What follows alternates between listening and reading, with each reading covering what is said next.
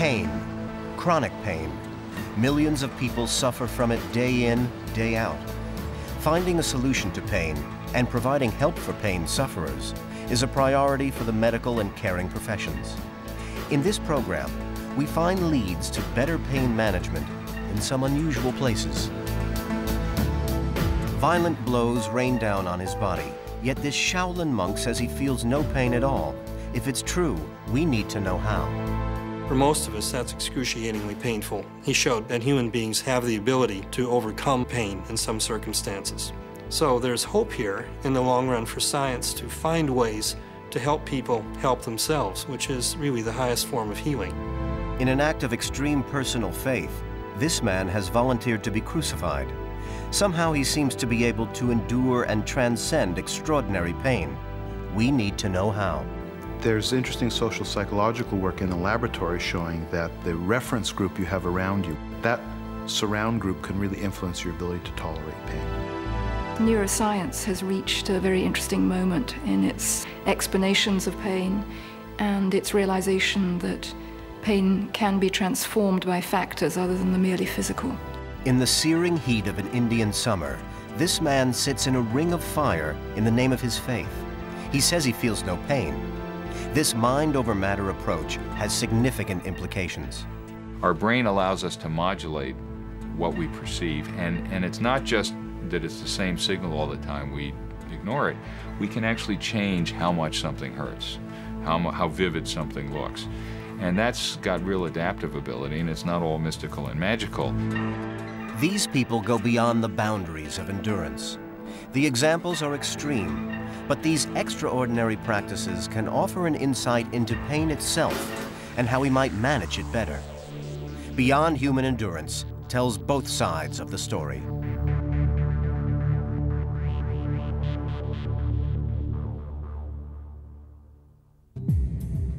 Pain statistics are shocking, and they're personal.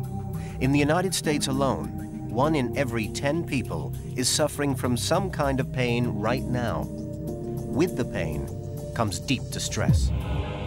Most of the time, if pain persists and if it's severe, a stress response develops. It would happen in someone who has cancer and unrelieved pain, for example, that this response would turn on by itself, and it would stay on. It would stay on for a day, and then a week, and then a month, and then another month. People sleep badly, they lose their appetite, they lose their interest in sex, they lose their interest in other people, and they're overwhelmed in a sea of misery and discouragement. In Beyond Human Endurance, we examine communities around the world who actually embrace pain, who endure or transcend pain, to find new leads for better pain management. We gather the testimonies from people who endure rituals of self-inflicted pain, and we ask scientists and pain researchers what can be done and what help can be offered to those who suffer pain daily. Pain is essential to life. Say you lay your hand on a hot griddle. The resulting pain message is relayed from the hand to the brain by the central nervous system. The instinct is to remove your hand from danger. In this way, pain is a vital evolutionary tool that keeps us from harm. But when pain persists, it's called chronic pain, and it's debilitating. We experience pain as something that's sort of in your face, that has to do with the preemptive quality of pain, the fact that pain grabs our attention whether we like it or not. And this is a lot of what people complain about with pain. It's hard to think about other things when you're in pain and so on. That experience leads to a kind of process often for people of struggling with pain, of trying to push pain away. And in that process, of course, one is more and more engaged in the pain. In some forms of meditation, pain can become just an object. It still has qualities, and yet the urgency, the unbearableness of the pain falls away because the pain just becomes another object. Interestingly, in the context of a Buddhist meditative practice, this is not the end point. The point is the teaching rather than as an end in itself. And I think that's important because from a medical and technological viewpoint, we're very caught up in just how can we eliminate pain, how can we reduce pain, it's a great evil. And yet in these other contexts, we can see that there's kinds of teachings or kinds of deeper understandings of how the mind works and of our ethical values and so on that come from some kind of engagement with the problem of pain. This Shaolin monk is able to withstand forceful blows without seemingly feeling any pain at all. We subject these claims to scientific scrutiny. We learn about the monk's internal energy force, qi. Shi Yanming says he uses it to control his responses to pain and injury. Qi is your life force. You can use your qi, and you can save your qi at the same time. That's all about your mind. If your mind free, your mind empty, without thinking, you can do it. But you have to have the strong physical. But you have to have the strong mind. This kind of discipline could be applied more generally to other areas of pain management. We, in principle, could learn a great deal from people who are able to transcend pain. Some of those people do it as a part of their martial arts practice or as a part of religious practice in general. These are people who are self-disciplined, who study under masters who learn these skills intuitively and are able to do this for themselves. If they would share with us what it is that they do, we might be able to get some understanding of how it is that the brain can bring about self-control over pain. These men of the Philippines endure extraordinary levels of pain. Every Easter, they offer themselves up for crucifixion, and flagellants score their flesh for hours. Their pain is made more bearable by their faith and surroundings, and by the support of their community. They believe the pain they suffer has meaning and gives them strength. There are lessons here as well.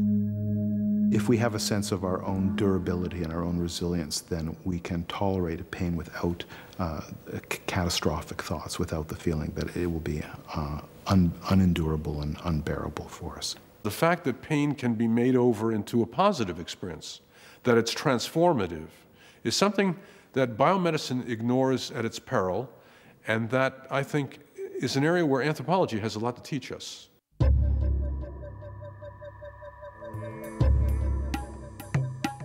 The subcontinent of India is home to 5 million holy men. Mostly of the Hindu faith, these men practice their religion in devout and profound ways. They leave their homes and families and undertake extreme rituals of endurance. Their common goal is to reach a state of enlightenment through meditation, a trance-like state where they feel at one with their God.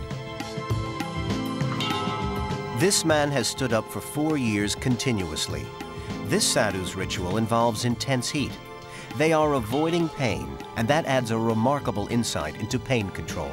Pain is the ultimate mind-body phenomenon. You know, the strain and pain lies mainly in the brain. That's where you experience pain. And so whatever's going on in your body, part of the equation is how your brain is reacting to those signals that come in. The meditative techniques of the sadhus are not easily transferable to Western society, but they demonstrate the brain's capacity to control the pain we feel, which we can harness and utilize. One of the techniques that we've been studying for several decades is hypnosis, because hypnosis seems to be a state of heightened focal attention. So you can either transform the pain perception, make it feel different, or just focus on something else. Right now, anybody watching this is probably sitting down and probably has sensations in their bottoms touching a chair somewhere, but they were not aware of them until I called it to their attention.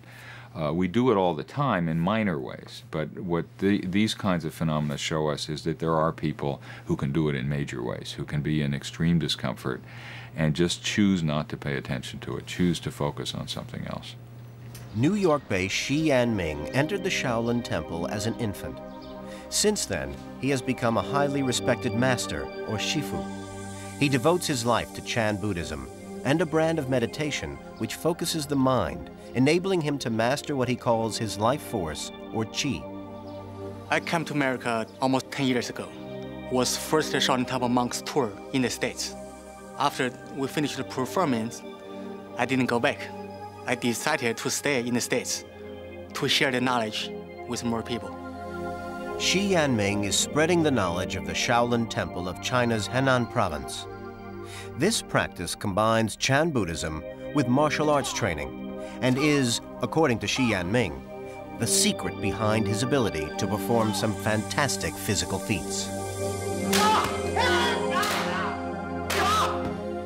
Chan Buddhism is a totally different Buddhism from all of the others. Your life is Chan Buddhism. When I was an infant, I almost died. My parents took me to the Shaolin Temple. And martial arts and Shaolin Temple Chan Buddhism saved my life. Gave to me many, many enjoyable things. We wanted to establish whether Shi Yanming's claim that he feels no pain could be true. But at present, scientists can't objectively measure pain itself. The problem with measuring pain is that really the only way we can know about pain at the moment is from a person's self-report, from what they tell us. And that makes it fundamentally a subjective experience. We would like objective measures of pain, and we don't really have them. We can measure physiological arousal. We can show that somebody appears to be experiencing something distressing because of those signs of arousal. But in terms of pain per se, at the moment, we have to have the person tell us that they're feeling pain. Dr. Chapman of Utah's Pain Research Institute has traveled to Shi Yanming's temple.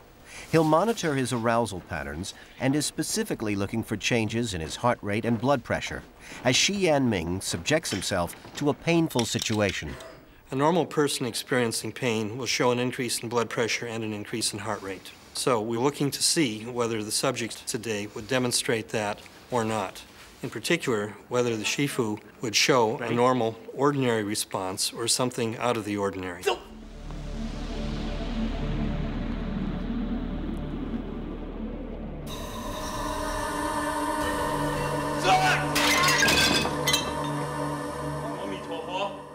The hard Qigong exercise, or iron body exercise, that he performed demonstrated for us that he prepares in advance physiologically for the feat. There was a very large pattern of arousal in his heart rate and in his blood pressure prior to the event. And as soon as the event happened, the brick shattered the tiles, it dropped. It dropped very quickly and returned almost immediately to normal.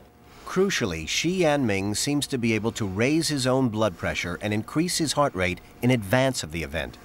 This could be a key factor in his claim not to feel any pain, and could also have implications for how we manage our own pain. Often we think that pain is something that happens to us. There's very little that we can do about it. Someone else perhaps can relieve it with drugs or surgery or some sort of a treatment, but there's not much we can do on our own. This experiment and demonstrations by dozens of other people in other settings doing different things clearly indicate that human beings have the ability to overcome their pain in some circumstances. If they can do it, maybe we can too, by acknowledging the possibility that we can control our own response to pain. In Shi Yanming's case, he uses meditation to control the energy force he calls qi, making sure it is moving freely around his body. Once it's flowing, he can then muster his qi to protect him from pain by directing the life force to the vulnerable part of his body. The energy of qi meets the energy of pain, and he is left pain-free. All about your qi. You can use your qi, and you can save your qi at the same time. That's all about your mind. If your mind free, your mind empty, without thinking, you can do it. But you have to have the strong physical. But you have to have the strong mind at the same time. Because your mind can control your qi. Your qi can protect my skin, my body, don't get hurt. These are people who are self-disciplined, who study under masters who learn these skills intuitively and are able to do this for themselves. How? We don't know, but if they would share with us what it is that they do, we might be able to get some understanding of how it is that the brain can bring about self-control over pain. The wider lesson is about not underestimating our own internal strength and energies. Here, Dr. Chapman has enlisted the help of a volunteer to demonstrate what he thinks will be a more normal response to pain than we've witnessed so far with Shifu. First step would be for you to raise your hand high in the air, if you would, please. Thank you. In this experiment, Dr. Chapman is going to actually make Noam, the volunteer, feel pain. He drains the blood from his arm and then places his hand in ice water. The resulting sensation is called a noxious stimulus. That's pretty painful in layman's terms. Noam hasn't prepared for the pain in the same way that Shi Yanming did, so his blood pressure and pulse rate should increase as he feels the pain. Just as long as you feel that you can. Noam's distress response is indicated by increases in his blood pressure and pulse rate. As you can see from the monitor, the blood pressure is increasing to 165 over 99. So both the heart rate and the blood pressure are going up. Now it's 174 over 100, which is what we would expect. So he's showing a healthy, normal response to a noxious stimulus. So the experiment doesn't actually measure Noam's pain, but his response to it. Shi Yanming's response should be quite different if his claims for qi are to be verified. Let's go. Well done. All right. And now, put your hand into the ice water, all the way down. Excellent. So, do you find that painful? I feel warm. So the blood pressure is now 166 over 103. We started with a blood pressure of about 170 over 97. And what we're seeing now is something that hasn't changed very much at all. It may well be that this preparatory response that he mounts closes the gate against pain, so that, in fact, he's not able to feel pain at all. After several minutes, when I would expect to see a great increase in blood pressure and heart rate, what we're seeing is actually has been a decrease in heart rate, and the blood pressure remains stable or lower than it was. So there doesn't appear to be the usual progression of arousal, and no apparent pain or evidence of pain, and no facial expressions or grimaces that indicate that Shifu could be in pain. That's fine. Yeah. Excellent. You should see the color of the hand. Yeah. More qi train, 好的.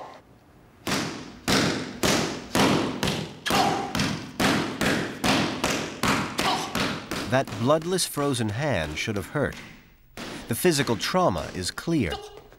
But the harnessing of qi, as it's been practiced for centuries, does seem to have enabled Shi Yanming to accomplish remarkable feats of endurance without feeling pain. If you use your qi right, you can do wonderful things. You can express your qi the right way all the time. With the pain, that's life. Sometimes life has better of everything. Sometimes, you have a sour life. Sometimes you have a spicy life. And sometimes you have sweet, you enjoy your life. You understand that. While respecting Shi Yanming's beliefs, Dr. Chapman also offers an alternative theory. If Shi Yanming prepares his body for pain by increasing his blood pressure and pulse rate, he could be tapping into an instinctive body mechanism the rest of us only experience in extreme situations. This is very likely a part of the mechanism that one sees in automobile accidents or sudden tragedies, where someone finds that he or she has no sense of pain at all. The brain is quite capable, for survival purposes, of turning on these emergency mechanisms that get pain out of the way, if you will. Shi Yanming's ability to get pain out of the way may derive from 25 years of mind and body training. But there's something we can learn from this and other remarkable examples of pain control. And understanding the meaning of pain could be the key. We could learn a great deal from people who are able to